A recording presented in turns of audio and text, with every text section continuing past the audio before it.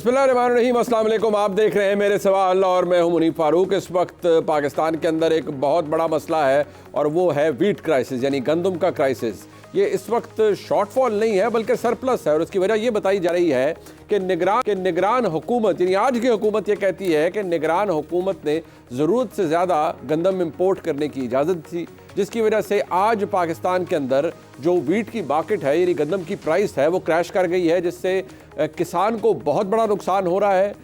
हुकूमत इज़्तिराब का शिकार है, चाहे वो पंजाब की हो, वफाक की हो, दीगर सूबों की हो। सवाल ये पूछा जा रहा है कि पाकिस्तान के अंदर अगर दरामद की इजाज़त दी गई निगरान वज़ीर-ए-आज़म की जानिब से या निगरान काबीना की जानिब से, तो उसको क्वान्टिफाई क्यों नहीं किया गया, उसकी कैपिंग क्यों नहीं की गई। अगर प्राइवेट सेक्टर को इजाज़त दी गई कि गंदम को इंपोर्ट किया जाए तो फिर उसको क्वांटिफाई क्यों नहीं किया गया, मेजर क्यों नहीं किया गया, एक हद से ज़्यादा इंपोर्ट करने की यानी दरामद करने की इजाज़त क्यों दे दी गई। ये ऐसे सवालात हैं जिनका जवाब सिर्फ निगरान हुकूमत ही दे सकती है। जबकि वज़ीर-ए-आज़म पाकिस्तान जनाब मोहम्मद शहबाज शरीफ साहब ने एक कमेटी बना दी है, हाई पावर्ड कमेटी है, सेक्रेटरी कैबिनेट उसको हेड कर रहे हैं कामरान अली अफजल साहब, और उनसे आज वज़ीर-ए-आज़म पाकिस्तान की मुलाकात भी हुई और वज़ीर-ए-आज़म ने उन्हें डायरेक्ट किया है और ये वाज़ेह इंस्ट्रक्शन दी है कि बग़ैर किसी लगी लिपटी के क्लियर पिक्चर पाकिस्तान में हुकूमत को दी जाए। वज़ीर-ए-आज़म पाकिस्तान को पीर तक ये रिपोर्ट पेश की जाए। एक तहकीकाती रिपोर्ट ऑलरेडी आ चुकी है और उसके बाद अब फैसला ये किया गया है कि साबिक निगरान वज़ीर-ए-आज़म जनाब अनवारुल हक काकड़ को भी इस कमेटी के सामने तलब किया जाएगा और उनसे भी सवालात किए जाएंगे। अब उन सवालात का जवाब क्या अनवारुल हक काकड़ साहब के पास मौजूद है या नहीं। साबिक कंसर्न वज़रा उनको भी बुलाया गया है और कमेटी उनसे भी सवाल करेगी। कुछ ब्यूरोक्रेसी के अंदर जो अहम तैनातियों के ऊपर लोग मौजूद थे उनसे भी सवाल किया जाएगा। और जो लोग ये तासुर देने की कोशिश कर रहे हैं कि इससे किसी ने अपनी जेबें भरी हैं या इस फैसले के नतीजे में किसी ने पैसा बनाया है, तो ये तासुर किस हद तक दुरुस्त है, शायद ये कमेटी इस बात का तयन भी कर पाएगी। लेकिन ये मसला इतना बड़ा है जिसको इस वक्त कोई इग्नोर नहीं कर सकता और ये हुकूमत, जिसका भी अगर कहा जाए तो सियासी तौर पर हनीमून पीरियड चल रहा है, हुकूमत को बने तकरीबन 2 माह का अरसा गुजर चुका है और ये पहला मेजर इशू है जो हुकूमत को कन्फ्रंट कर रहा है। मईशत तो थी ही, लेकिन अब ये मसला भी अपनी जगह मौजूद है। इसके ऊपर आज के प्रोग्राम में बात की जाएगी और बात इस हवाले से भी होगी कि जजेस तैनाती का तरीका कार बदला जा रहा है हुकूमत की जानिब से। एक आईनी तरमीम ज़ेर बहस है, लेकिन सवाल ये भी पैदा होता है कि अगर आईनी तरमीम की जाएगी तो उसका इतलाक़ कब से होगा। अगर चीफ जस्टिस पाकिस्तान की मुद्दत मुलाजमत में तोसी की जाएगी या उनका टेन्योर बढ़ाया जाएगा तो उसका इदराक कब से होगा, उसका इतलाक़ कब से होगा। अगर मौजूदा चीफ जस्टिस पर होगा तो सवाल उठेंगे और उठ भी रहे हैं। इस वक्त पाकिस्तान तहरीक इंसाफ ने पहले ना सिर्फ पाकिस्तान की सिक्योरिटी इस्टेब्लिशमेंट और अब तीरों का रुख जो है वो सुप्रीम कोर्ट ऑफ पाकिस्तान के सबसे बड़े जज जनाब काजी फाइज़ साहब की तरफ है कि आपको अपने ओहदे के अंदर तोसी नहीं कबूल करनी चाहिए। और अगर आप ये कर रहे हैं तो इमरान खान साहब के बकौल आप तो हुकूमत की या उन लोगों के साथ बी टीम बन चुके हैं जो कि तहरीक इंसाफ के ख़िलाफ़ है। अगर इसका इतलाक़, इस तरमीम का इतलाक़ वाकई मौजूदा चीफ जस्टिस पाकिस्तान पर होता है तो इससे बहुत से सवालात भी जन्म लेंगे, उनको भी आज के इस प्रोग्राम में डिस्कस करेंगे। इस वक्त मेरे साथ मौजूद हैं साबिक निगरान वज़ीर-ए-आज़म जनाब अनवारुल हक काकड़ साहब। काकड़ साहब, बहुत शुक्रिया आपका, आपने कीमती वक्त दिया। आमतौर पर वज़ीर-ए-आज़म जब निगरान वज़ीर-ए-आज़म अपने मनसब से अलहदा हो जाते हैं तो ख़बरों में नहीं रहते, लेकिन आप आज भी ख़बरों में हैं। सेनेटर तो आप हैं ही, लेकिन ख़बरों में ज़रूर हैं।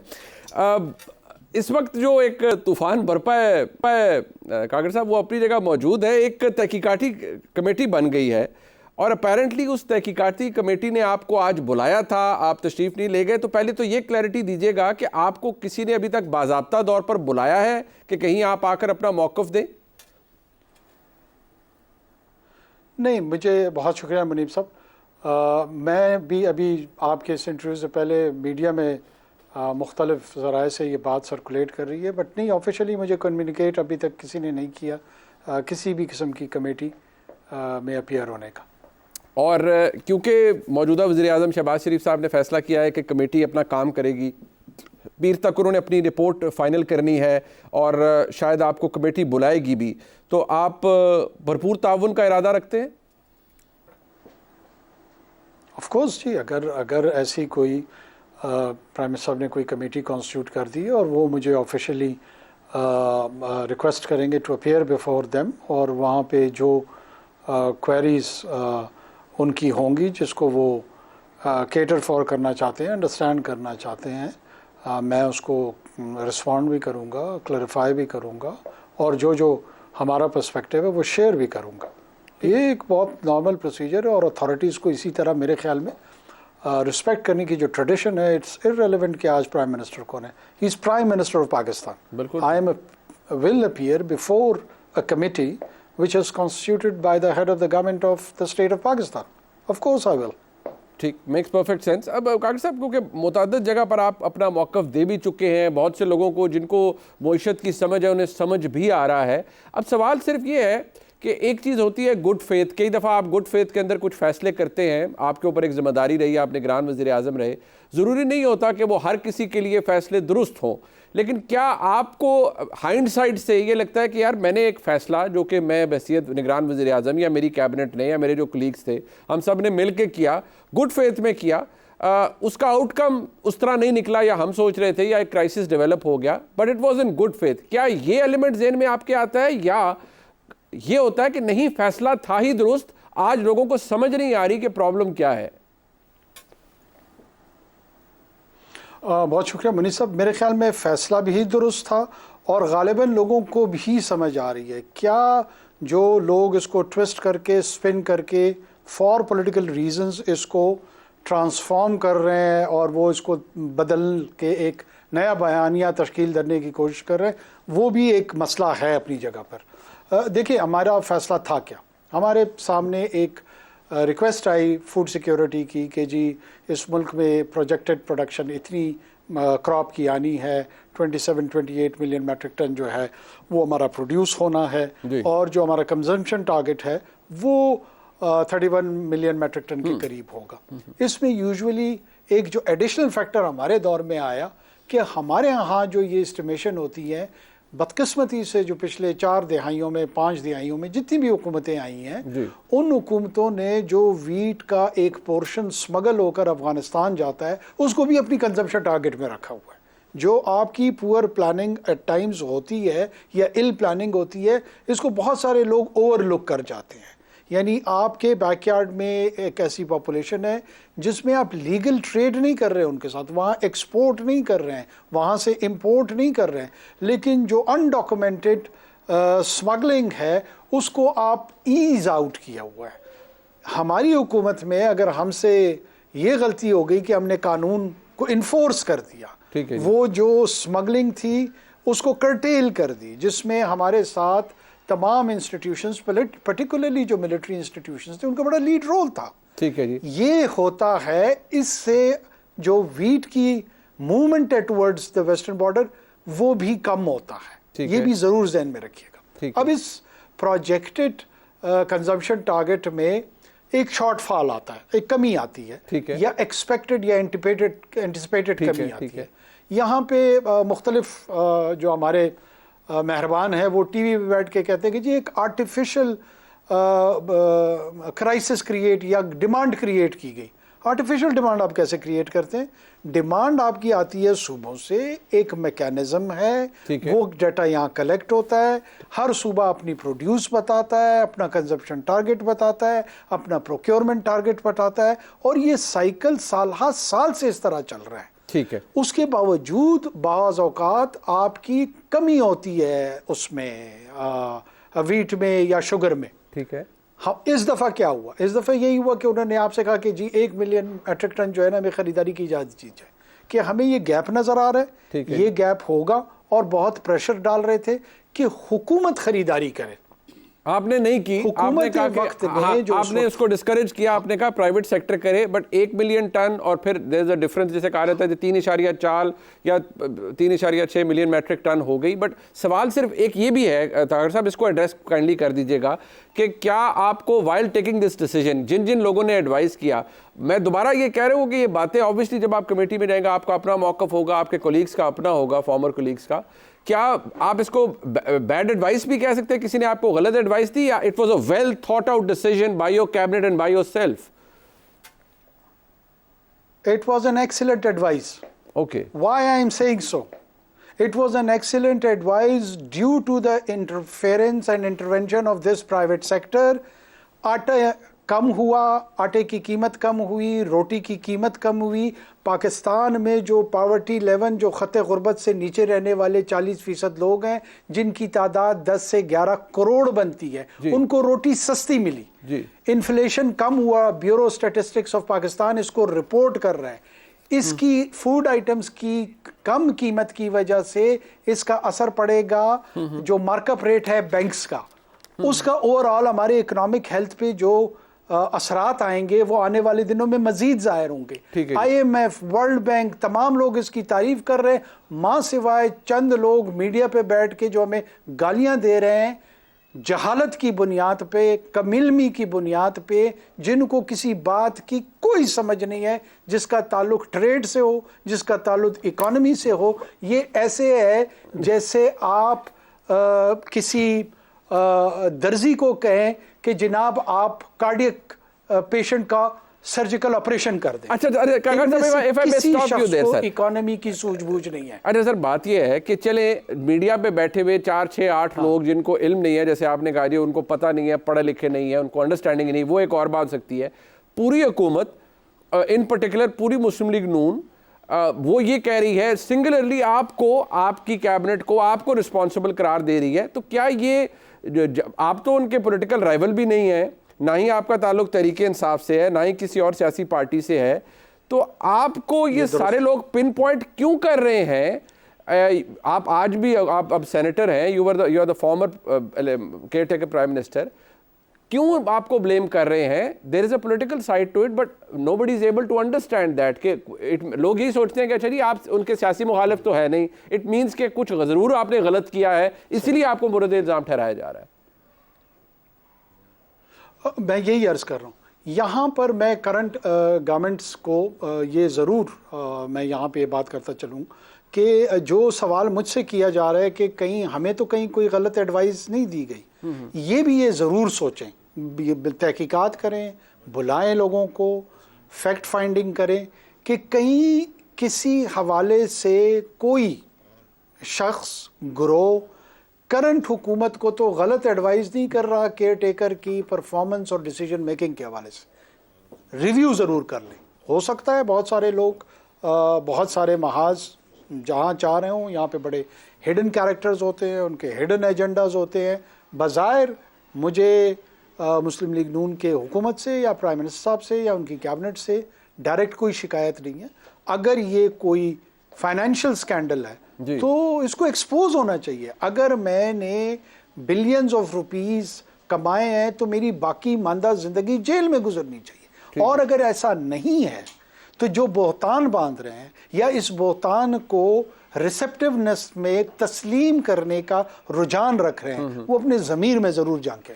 हाँ, नहीं, वो आप पे करप्शन, देखिए आप पर को करप्शन का या कोई फिगर जो बात की जा रही है वो इल्ज़ाम तो चले पता नहीं, शायद मुझे नहीं लगता किसी ने लगाया। आप पे तो गलत फैसले का इल्ज़ाम आप पे लगाया जा रहा है, और साथ ये कहा जा रहा है कि जी कुछ लोग तो ये कह रहे हैं कि देखिए जी बड़ा क्राइसिस हुआ, उनको तो गिरफ्तार होना चाहिए इस नेग्लिजेंस के ऊपर। So this leads us to a question कि ये इतना बड़ा फिर इशू है किसी के लिए या फॉर दिस गवर्नमेंट कि आपने you have done something terribly wrong, जिसकी वजह से आपको मुर्द इल्ज़ाम ठहराया जाना चाहिए और आपकी इंक्वायरी भी होनी चाहिए और बड़ी स्ट्रिक्ट टर्म्स पर होनी चाहिए। अच्छा, मैं आपको एक फिगर देता हूं। पिछले साल भी गवर्नमेंट ने वीट इंपोर्ट किए to the tune of $1 billion, और इस साल प्राइवेट सेक्टर ने इंपोर्ट किए to the tune of $1 billion. पिछले साल जो $1 बिलियन में 2.4 मिलियन मैट्रिक टन गंदम दरामद हुई है, उसी कीमत में प्राइवेट सेक्टर ने 1 मिलियन टन ज़्यादा गंदम जो है वो इंपोर्ट की है। ठीक, इंक्वायरी तो इस बात की भी होनी चाहिए और इसकी ज़रूर करनी चाहिए कि जब गवर्नमेंट सेक्टर प्रोक्योरमेंट करता है तो इतना ह्यूज डिफरेंस आता है, और प्राइवेट सेक्टर जो कि हमारा जो मुर्द इल्ज़ाम अगर हमें ठहराया जा रहा है कि हमने गलत फैसला लिया, उसके नतीजे में 1 मिलियन मैट्रिक टन गंदम ज्यादा आती है जी, आटा सस्ता होता है, रोटी सस्ती होती है। क्या ये किसी वक्त की हुकूमत की जिम्मेदारी नहीं है कि वो आवाम के लिए, मजदूर के लिए, आपके कैमरामैन के लिए, रक्षा चलाने वाले के लिए, आम शख्स के लिए फैसला किया और उनको सस्ती रोटी मिली?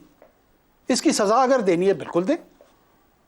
क्या वो 12 करोड़ अच्छा नहीं, कंज्यूमर बट कार साहब हो रहे थे, जब आप सस्ती रोटी की सर बात कर रहे हैं, बट सर आप सस्ती रोटी की बात करें, सस्ती रोटी तो हुकूमत कहती है हमने अब आगे की है जी 16 रुपए। आपके जब आप वजीर आजम थे उस वक्त पूरे मुल्क में रोटी की कीमत कहाँ कम हो रही थी? वो कह रही थी 20 रुपए, कहीं 25 रुपए, कहीं 22 रुपए, ये तो रेट था सर रोटी का। अब जो मार्केट को समझते हैं ना, यही तो मैं अर्ज कर रहा हूँ।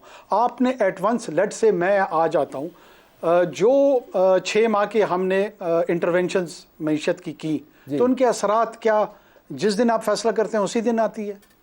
वक्त लगता है ना। अच्छा। ये इंपोर्टेड जो गंदम थी ये आई, ये मार्केट में गई, फ्लावर मिल्स में गई, आटे में कन्वर्ट हुई, कुछ वक्त लगा, तंदूर तक पहुंचा, उसकी कीमत पे असर पड़ा। 100 रुपए से 60 रुपए पे आटे की कीमत आई है। आप स्टेटिस्टिक्स जो इंडिपेंडेंट स्टेटिस्टिक्स है वो जाके चेक करें। मैं आपसे मुराद, मैं पाकिस्तान के अवाम से तारीफ एक्सपेक्ट नहीं कर रहा हूं, लेकिन अच्छे काम पे बुरा भला कहना और गाली और बहुतान तराशी करना, मेरे ख्याल में हम ये डिजर्व नहीं करते हैं। And I ferociously defend that. आप उसे डिफेंड करेंगे और कमेटी के सामने भी आप पेश होने का मुकम्मल इरादा रखते हैं और आप अपना मौक़िफ़ सामने रखेंगे। बहुत शुक्रिया कागर साहब, आपका, आपने अपना कीमती वक्त दिया। और पर जो आपका मौक़िफ़ है उसको कमेटी किस तरह से इंटरप्रेट करती है, उसको तस्लीम करती है, उसके अंदर कोई मज़ीद सवालात आपसे करती है, ये तो कमेटी और उसकी तहकीकात के बाद ही सामने आएगा। हमारे साथ मौजूद थे जनाब साबिक निगरान वज़ीर आज़म अनवार काकर साहब। अब एक अहम मामला जिसकी तरफ तवज्जो सबकी है और वो है जजेस तैनाती के हवाले से। मामला शायद सादा नज़र आता है लेकिन इतना सादा भी नहीं है। हुकूमत ये चाहती है कि कानूनी तरमीम की जाए जिससे जजेस तैनाती का तरीक़ाकार बदला जाए। अब तरीक़ाकार तो बदला जा रहा है लेकिन उसके साथ साथ कुछ बातें ऐसी भी सुनने में आ रही हैं कि जो चीफ जस्टिस का ओहदा है उसकी मियाद को यानी टर्म स्पेसिफिक कर दिया जाए, 3 साल तक बढ़ा दिया जाए। शायद कुछ तजवीज़ ऐसी हैं कि जजेस की जो रिटायरमेंट की एज है उसको बढ़ा दिया जाए। दोनों सूरत हाल के अंदर, दोनों मामलात के अंदर अहम बात यह है कि क्या उसका इतलाक मौजूदा चीफ जस्टिस साहब पर होगा, क्योंकि मौजूदा चीफ जस्टिस भी इस वक्त पाकिस्तान तहरीक इंसाफ के बानी चेयरमैन जनाब इमरान खान के निशाने पर है। अगर ऐसा होता है तो उसका इम्पैक्ट क्या होगा, इस हवाले से भी बात करेंगे। हमारे साथ मौजूद हैं जनाब इरफान कादिर साहब, हमारे उस्ताद हैं, इस वक्त कंसल्टेंट हैं to the president of Pakistan on legal matters और अटॉर्नी जनरल पाकिस्तान के, अथॉरिटी समझा जाता है उन्हें कानून के ऊपर। बहुत शुक्रिया इरफान कादिर साहब आपका सर। अच्छा जी बहुत शुक्रिया आपका जी कि आपने मुझे मदद किया सर, वेरी काइंड। अब इसके अंदर जो सबसे बड़ा इशू इरफान कादिर साहब सबसे पहले है, आपकी पर्सनल नॉलेज में क्या चीज़ ज़्यादा डोमिनेट कर रही है कि चीफ जस्टिस पाकिस्तान का जो ओहदा है उसकी मुद्दत को स्पेसिफिक किया जाएगा कि 3 साल तक हो, या जजेस रिटायरमेंट एज को 68 साल तक ले जाया जाएगा? आपके नज़दीक इस वक्त ज़्यादा जोर किस पर आ रहा है, क्योंकि ये गुफ्तगू तो हो रही है कि आईनी तरमीम आएगी उसके अंदर शायद ये भी शामिल होगा? देखें, ये जो पैकेज आ रहा है आईनी पैकेज जी, इसकी जो भी शिकें हैं, जो भी है, अभी तक मुझे तो किसी ने इस पे नहीं कंसल्ट किया है सच डायरेक्टली। ओके। तो इसलिए ये जो आप फरमा रहे हैं कि 65 से 68 हो रही है या सिर्फ चीफ जस्टिस का टेन्योर जो उसको फिक्स किया जा रहा है, तो मुझे इसके बारे में इल्म नहीं है। लेकिन जिस तरह आप फरमा रहे हैं कि उड़ती उड़ती हम सब सुन रहे हैं, वो मैं भी सुन रहा हूँ, तो इससे ज्यादा इस पर्टिकुलर एस्पेक्ट पे मैं कुछ भी नहीं कह सकता। ठीक। अब अभी जैसे आपके कुलीग ही हैं जनाब फाकी वज़ीर हैं आज़म नज़ीर तारड़ साहब, तो आपको पता है बहसीत वकील वो भी बड़ी ज़हीन शख्सियत है।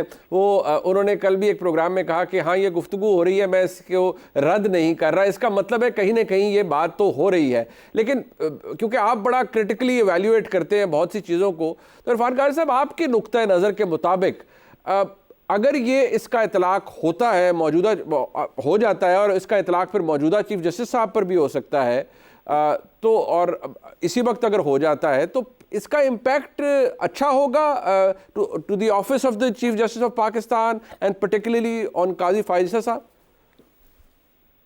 देखिए, मैं समझता हूँ कि ज़रूरत इस वक्त इस बात की है कि हम अपनी जो इंडिविजुअल्स हैं जो कि जुडिशरी का हिस्सा है जी, उनको हम इंस्टीट्यूशनलाइज करें और इंस्टीट्यूशंस को स्ट्रॉन्ग करें, ठीक, ना कि इंस्टीट्यूशंस को हम इंडिविजुअलाइज करने की कोशिश करें। तो अगर तो ये तरामीम जो है अगर ये वाकई इंस्टीट्यूशन को स्ट्रॉन्ग करेगी तो I am all for it. लेकिन अगर ये हम तरामीम जो है वो सिर्फ इसलिए कर रहे हैं कि हम बताना ये चाह रहे हैं कि हम अपनी मर्जी के लोग चाहते हैं, तो ऑब्वियसली उस तरह की जो तरामीम है वो डेफिनेटली हो तो सकती हैं, लेकिन फिर वो एटलीस्ट मुझे चूंकि इल्म भी नहीं है इसके बारे में, जी जी, लेकिन मेरा अपना व्यू चूंकि आपने पूछा है, तो मेरे व्यू के मुताबिक इट डजंट मैटर कि चीफ जस्टिस को 3 साल मिलते हैं कि नहीं मिलते। मैं तो चाहता हूं कि इंस्टीट्यूशन स्ट्रांग हो, और इंस्टीट्यूशन तब स्ट्रांग होगी जबकि ये जिस पैकेज की बात हो रही है उसमें जजेस अपॉइंटमेंट्स जो हैं उनको ज्यादा ट्रांसपेरेंट और स्ट्रीमलाइन किया जाएगा। अब तक ये देखें कि ये पैकेज आ क्यों रहा है, इसकी जरूरत क्यों महसूस हुई है, ये इसकी तो बातें अब हो रही है। मैं बड़ी देर से इस पैकेज की तरफ खुद भी इशारा कर रहा था, जी जी, क्योंकि कुछ फैसले ऐसे किए गए हैं जुडिशरी के कि जिससे कि कोशिश ये की गई थी कि एक आजाद अदलिया को मदर कदर आजाद अदलिया बना दिया जाए। अब जजेस की अपॉइंटमेंट को आप ले लें, जी जी, कि मैं जब अटॉर्नी जनरल था तो मैं चीफ जस्टिस को चिट्ठी लिखी थी जी, मैंने कहा था कि आइन की रूह के मुताबिक ये अपॉइंटमेंट्स नहीं हो रही, आप अपने रूल्स में तरमीम करें, क्योंकि अब चीफ जस्टिस अपनी मर्जी से एक शख्स को नॉमिनेट कर देते हैं और बाकी सारे उसमें अच्छाइयां या बुराइयां ढूंढते हैं और फिर फैसला हो जाता है कि इसको जज कर दें या ना करें। तो मैंने कहा कि रूल्स के मुताबिक हर शख्स जो है उसको चाहिए, हर मेंबर जो है वो इक्वल है, हर एक को नॉमिनेट करना चाहिए। तो वो अमेंडमेंट्स जो थी पाकिस्तान बार काउंसिल की भी रिक्वायरमेंट थी, पाकिस्तान बार काउंसिल ने भी इस पे चीफ जस्टिस को लिखा, उनकी डिमांड भी थी। ठीक, और मैंने तो चिट्ठी में ये भी लिख दिया था कि अगर आप ये नहीं करेंगे और इसी तरह से मीटिंग होती रहेंगी तो मेरा वहां बैठना बिल्कुल बेमानी होगा और मैं नहीं जाऊंगा। और मैंने फिर कोई भी मीटिंग जुडिशियल कमीशन की अटेंड ही नहीं की थी, 3 महीने 4 महीने कोई नहीं अटेंड की थी मैंने। बिल्कुल ठीक। तो आप यूर फॉर इट के जो जजेस तैनाती का तरीका कार है, मतलब 19वीं तरमीम जो करवाई गई थी, अगर मैं कहूँ बंदूक के जोर पर ही करवाई गई थी, आपको लगता है कि उसमें तरमीम होनी चाहिए? बिल्कुल उसमें होनी चाहिए। और आप देखें ना कि पार्लियामेंट्री कमेटी जो है जजेस अपॉइंटमेंट पे उसको जीरो करके रख दिया। बिल्कुल बिल्कुल, एक जजमेंट दे दी और जजमेंट देते थे तो सारी पार्लियामान और हर किसी घबरा जाता था कि आप पता नहीं ये क्या फैसला देंगे। वो हिंदुस्तान में उन्होंने कोई बेसिक स्ट्रक्चर थ्योरी की कभी बात कर दी जी, यहाँ पे दे स्टार्टेड फॉलोइंग दैट, जबकि पाकिस्तान में कोई बेसिक स्ट्रक्चर थ्योरी वाला कॉन्सेप्ट जो है वहाँ पे कॉन्स्टिट्यूशन के अंदर है ही नहीं। बिल्कुल बिल्कुल नहीं, बिल्कुल नहीं। जजेस ने खुद ही अच्छा, लिहाजा आप ये नहीं कर सकते कि जजेस को इस तरह से आप मौका दे दें जजमेंट्स देने का कि वो ना सिर्फ के मादर कदर आजाद हो जाए बल्कि वो मुकन्ना पे और एग्जीक्यूटिव पे चढ़ दौड़े और फिर कंटेम्प्ट पावर को इस्तेमाल करना शुरू कर दें, हर किसी को डराना धमकाना शुरू कर दें। बिल्कुल तो इसलिए ये वजाहती पैकेज जरूरी है ताकि जुडिशरी जो है वो अपने दायरा इख्तियार से बाहर ना निकले, जो कि आईनी हदूदों पे यूदा उसके अंदर रहे। बिल्कुल ठीक, बिल्कुल ठीक। बहुत शुक्रिया जनाब इरफान काजी साहब, आपका आपने अपना कीमती वक्त दिया। प्रोग्राम में एक ब्रेक शामिल कर जरा बात सूबा पंजाब के हवाले से हो जाए। हैंड्स ऑन गवर्नमेंट है, यानी हर जगह मौजूद नज़र आएगी आपको हुकूमत, और चीफ एग्जीक्यूटिव मरीम नवाज शरीफ साहिबा, उन पर तनकीद भी बहुत हो रही है। कोई कहता है जी कि वो टिकटॉक और सोशल मीडिया के ऊपर सिर्फ मशहूर हो रही हैं, लेकिन क्या पाकिस्तान या पंजाब के अवाम को एक्चुअल रिलीफ मिल रहा है? और अगर मिल रहा है तो फिर एतराज़ कैसा? एक ब्रेक के बाद से बात करेंगे हमारे साथ। इस बात की अहमियत से इनकार नहीं किया जा सकता कि सियासत के अंदर डायलॉग का ऑप्शन ज़रूर खुला होना चाहिए, लेकिन अब बानी चेयरमैन पीटीआई जनाब इमरान खान का कहना यह है कि मुज़ाकरात उसी सूरत में हो सकते हैं अगर चोरीशुदा मैंडेट वापस किया जाए। अब कुछ लोगों के लिए तो ये बात तवज्जो तलब है ही, लेकिन कुछ लोग ये कह रहे हैं कि इट्स अ नॉन स्टार्टर। इसका मतलब ये है कि मुज़ाकरात कभी हो ही नहीं पाएंगे। इस पर गुफ्तगू करने के लिए हमारे साथ मौजूद हैं सीनियर सहाफ़ी जनाब आमिर ज़िया साहब और सूबाई वज़ीर इत्तलात मोहतरमा आज़मा बुखारी साहिबा। अगर आमिर ज़िया साहब मैं आपसे आगाज़ कर पाऊँ, ये मुतालबा कंसिडरिंग जो इस वक्त सियासी हालात और माहौल है, कितना काबिल अमल नज़र आता है? या आपके नज़दीक ये आपके नज़दीक भी एक नॉन स्टार्टर है कि भाई ये तो पहली लड़ाई ही इस बात पर है कि नहीं मैंडेट चोरी हुआ नहीं हुआ, कोई वापस करेगा नहीं करेगा, इसका मतलब है कि मुज़ाकरात नहीं होंगे? तो मुनीफ साहब, जिस तरह से आपने नॉन स्टार्टर लग रहा है, मैं इसकी तशरीह कुछ इसी अंदाज में करूँगा लेकिन दूसरे अल्फाज में। बात ही कि क्या सवाल पैदा हो रहा है कि जो उन्होंने कहा कि जी जब तक आप मतलब है कहते हैं ना इंतखाबात का जो उनका मुतालबा है उसको तस्लीम नहीं करते, मुज़ाकरात नहीं हो सकते। मैं इसकी तशरीह यूँ लूँगा कि जो दूसरा फरीक है यानी कि फ़ौजी इस्टेब्लिशमेंट जो है वो इस वक्त बात करने के लिए तैयार नहीं है, और इस बात का जो इदराक है वो PTI और उसकी आला क़यादत को अच्छी तरह से है। तो जब भी वो कम अज़ कम दबाव बरकरार रखने के लिए वो उस तरह के मुतालबात करें कि जिनको पता है ना कबूल होंगे ना उस पर बात होगी, क्योंकि जब भी पसे पर्दा या मतलब है कि कवर्टली या ओवर्टली गुफ्तगू शुरू होगी तो उसमें मेरे ख्याल में शराइत नहीं होंगी, क्योंकि पहले मरहले के ऊपर जो है मतलब है आपको इस वक्त इंडिकेशन नहीं मिल रहा कि मुज़ाकरात होंगे। PTI के उसमें रवैये में कोई लचक नहीं है, फिर दूसरी बात है कि जो भी उनके इश्यूज हैं उन पर उसी तरह दबाव जो है वो बरकरार है। हमें जो इस्टेब्लिशमेंट का मूड लग रहा है, जो इस्टेब्लिशमेंट ने अपने लिए तरजीहात रखी हैं SIFC के हवाले से, मुल्क में सियासी इस्तेकाम लाने के हवाले से, माशी इस्तेकाम लाने के हवाले से, तो उस वक्त जो है उनकी गाड़ी जो है सरपट उसी सड़क पे दौड़ रही है। PTI कोशिश कर रही है कि मुख्तलिफ सिग्नल्स देकर के हम बात भी करेंगे, हम ये शर्त भी लगा रहे हैं, लेकिन मुझे लगता है कि इसको कोई टेकर्स नहीं है उनके इस डिमांड का, इस मुतालबे को मानने के लिए।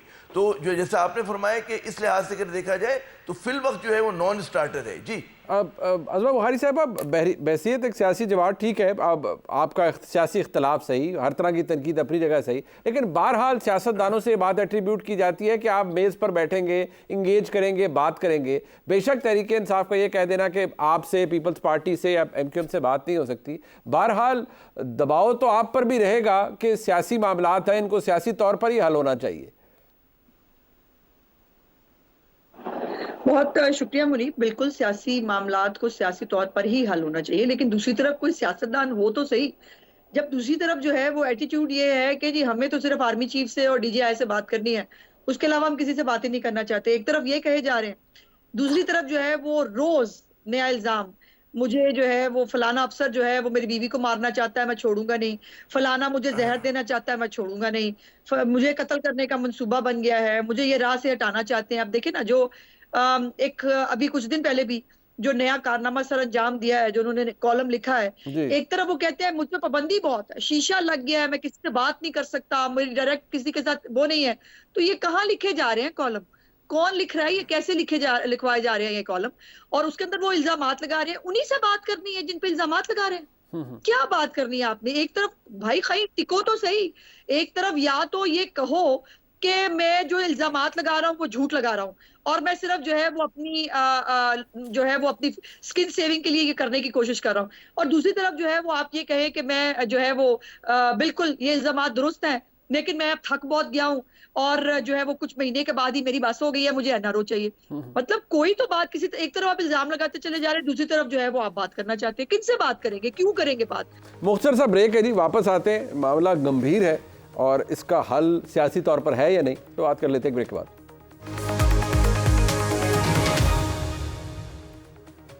एक दफ़ा फिर आपको खुशामदीद कहते हैं प्रोग्राम में। ये बात बड़ी कॉन्फ्लिक्टिंग है आमिर ज़िया साहब कि ये हंसी भी शायद आ जाती है कि एक तरफ आप इल्ज़ाम इस्टेब्लिशमेंट के ऊपर है कि उन्होंने मैंडेट चोरी कर अज़मा बुखारी साहबा की जमात को, पीपल्स पार्टी को या MQM को दिया, लेकिन अगर उन्होंने चोरी किया, जो इमरान खान साहब का पूरा नैरेटिव है, तो फिर बात उनसे करनी है। अच्छा जी बात क्या करनी है, तो कहते हैं जी हमने उन्हें आइन के आर्टिकल्स पढ़ाने हैं कि आप अपनी हदूद में रहें। तो ये तो सारा दिन प्रेस कॉन्फ्रेंसेस में भी पढ़ाए जा सकते हैं। मतलब आपको इसमें कन्फ्यूजन नज़र आती है, हेल्पलेसनेस नज़र आती है तहरीक इंसाफ के बिहाफ पे, या बस वही जिस तरह आपने फरमाया कि वो सिग्नल्स दे रहे हैं लेकिन सिग्नल पे कोई गाड़ी रुक नहीं रही? ये बड़ी दिलचस्प सूरत हाल है, और दिलचस्प मैं इसलिए कह रहा हूँ कि बिल्कुल आपने दुरुस्त फरमाया कि जिनसे शिकवा है उन्हीं से बात करना चाह रहे हैं। हमें ये समझना चाहिए कि जो PTI की ख्वाहिश है कि जी हमें फ़ौज से बात करनी है, तो दरवाज़ा वो सही खटखटा रहे हैं। उन्हें पता है कि अगर उनको कभी भी रिलीफ मिलेगी या उनकी वापसी होगी, एहा होगा, वो उसी रास्ते से होगा। ये उनके जहन में चीज़ बैठी हुई है। अच्छा, एक और बात हमें समझनी चाहिए कि जो PTI का DNA है, बुनियादी तौर पर वो एंटी स्टैब्लिशमेंट नहीं है। वो जो है एक गिल्टेड लवर वाला उनका, क्योंकि उनके साथ जो कुछ हुआ या उन्होंने परसीव किया और उसका वो इल्ज़ाम कुछ शख्सियात पे लगाते हैं, एक इदारे पे लगाते हैं, गलत लगाते हैं, सही लगाते हैं, कतई नज़र इस बात के, उन्होंने इस चीज़ को इंटरनलाइज कर लिया कि जी हमारे साथ ज़्यादती जो है वहाँ पे हुई है। लेकिन उन्हें ये भी पता है कि हमें उस गलत फहमी को या जो भी माफ़ी तलाफ़ी है अगर करना है तो वहीं से होगा। अच्छा, ये बात है कि जी अगर वो नून लीग से बात करते हैं या पीपल्स पार्टी से बात करते हैं, तीसरी MQM, तो उन्होंने जो सियासत का अपना किला बनाया है वो तो इसी नफ़ी पे बनाया ना कि मैं इन दो जमातों के खिलाफ हूँ और इनसे मैं बात नहीं करूँगा, क्योंकि हम जो हैं बहुत ही ज़्यादा सेल्फ राइटियस हैं, हम ज़्यादा ईमानदार हैं, जो भी वो अपने दावे करते हैं। ये जमातें जो हैं उन पर वो तनकीद करते हैं।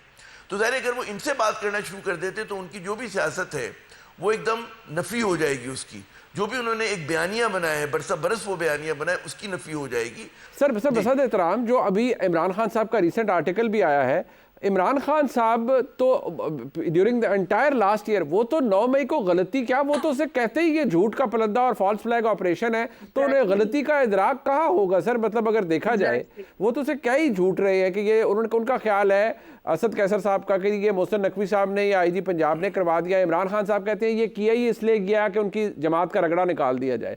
तो फिर ऐसी सूरत हाल में एस्टैब्लिशमेंट को ये लगता है कि ये रियासत पर सबसे बड़ा अब तक का हमला था फौज पर, तो कहां से मामला हल होगा? आमिर जाज साहब आपके नजदीक?